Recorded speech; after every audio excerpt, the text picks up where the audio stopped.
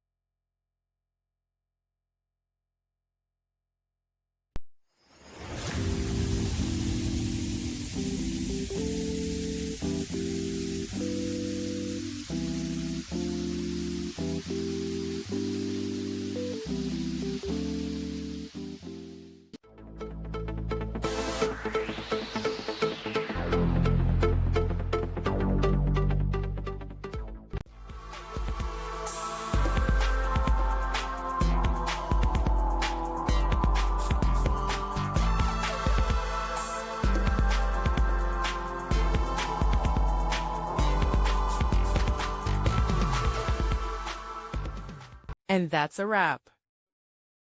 I hope you found the answer you were looking for. If you did, take a second to hit that subscribe button. It really helps out. And let me know in the comments which solution worked best for you. See you next time in the debug zone.